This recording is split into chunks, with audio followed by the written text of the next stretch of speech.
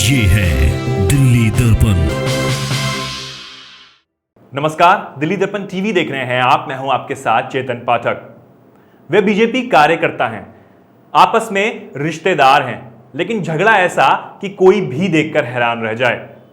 हैरानी केवल इनके झगड़े या तार होते रिश्तों पर ही नहीं, पुलिस के रवैये पर भी है। एक नाबालिग लड़के को पीट पीट कर लहूलुहान कर दिया जाता है। उसके सिर में कई टांके आते हैं। लड़के के पक्ष में महिलाएं और उसके परिजन पुलिस चौकी के बाहर नारेबाजी भी करते हैं, लेकिन इसके बावजूद भी पुलिस इस पर कोई मामला दर्ज करने को तैयार नहीं है।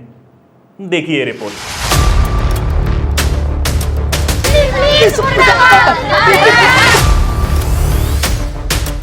ऐसा ही बोल रहा है, जो करना कर ले, कुछ नहीं करूंगा मैं।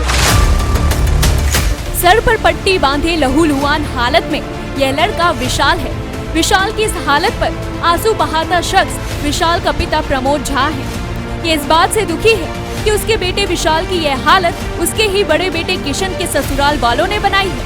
वह तो इस बात की खुशी जाहिर करने गया था कि वह चाचा बना है और पूजा के लिए अपनी बहन को लेने गया था, लेकिन उसे क्या पता था कि वे इतनी दुश्मनी लिए बैठे हैं कि विशाल को देखते ही उस पर टूट पड़े और उसकी जमकर पिटाई की। कई घंटे से प्रमोद वजीरपुर इंडस्ट्रियल पुलिस चौकी पर बैठे आंसू बहाता रहा, लेकिन पुलिस सुनने को भी तैयार नहीं। निराश उदास प्रमोद अपने बेटे के साथ घर आ गया और आज 2 दिन बीत जाने के बावजूद भी पुलिस ने इस पर कोई कार्रवाई नहीं की। सिमरन से वो हमारे निगम पार्षद बीजेपी का था। 6 दिसंबर को शादी किया। शादी हमने करवाया पूरा धूमधाम से में। उसके बाद उसके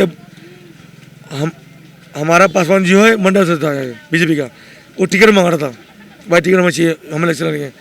लेकिन मैं उसके साथ था, इसीलिए सूर्य भरद्वाज जी ने उसका पक्ष लेके और मेरे को टॉर्चर किया और मेरे पुत्र को भड़का के और मेरे बच्चों को मारा। 3-4 सपड़ा, 1, 2, 3, 4 सपड़ा यहाँ पे लाया था, बेहोश भी, उसको बहुत मारा। तो पुलिस वालों ने अभी क्या बोला?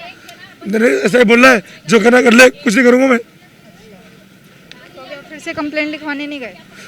ये बेटा उसमें से। वजीरपुर इंडस्ट्रियल एरिया का रहने वाला प्रमोद झा बीजेपी का सक्रिय कार्यकर्ता और बीजेपी मंडल का पदाधिकारी भी रहा है। प्रमोद झा के बड़े बेटे किशन की शादी बीजेपी के ही पूर्व निगम पार्षद के ड्राइवर रमेश की बेटी सिमरन से 1 साल पहले हुई थी। दोनों परिवार पास पास ही रहते हैं। कुछ समय गुजर जाने के बाद किशन अपनी ससुराल के पक्ष में हो गया और वहीं रहने भी लगा। दोनों के परिवारों के बीच मनमुटाव हो गया और यह मनमुटाव अब रंजिश में बदल गई। दोनों के बीच रंजिश किस स्तर पर पहुंच गई है, ये इस वारदात से भी साफ जाहिर होता है।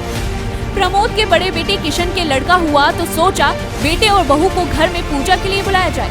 जैसे ही विशाल पहुंचा तो उसके साथ मारपीट हो गई। उनके सुरेश भारद्वाज के ड्राइवर ने मारा था, उसकी बीवी ने मारा था। दोनों घर वाले बोल रहे कि आपके भाई की साली ने आपको मारा था। हाँ, नहीं, किसने था? उसके माँ बापों ने मारा था, साली ने नहीं मारा था। किस बात को लेकर मारा?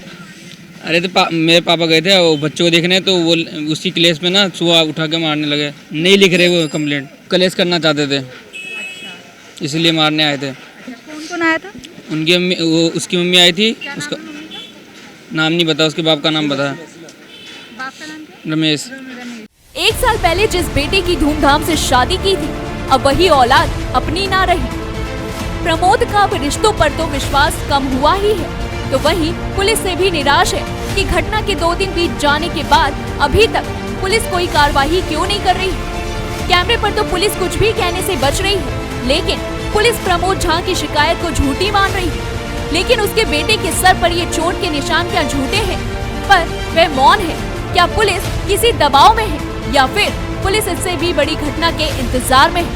ब्यूरो रिपोर्ट, दिल्ली दर्पण टीवी। लेटेस्ट खबरों के लिए सब्सक्राइब करें हमारा YouTube चैनल या फिर लॉग ऑन करें www.delhidarpantv.com। खबरों की कवरेज और विज्ञापनों के लिए संपर्क करें इस नंबर पर।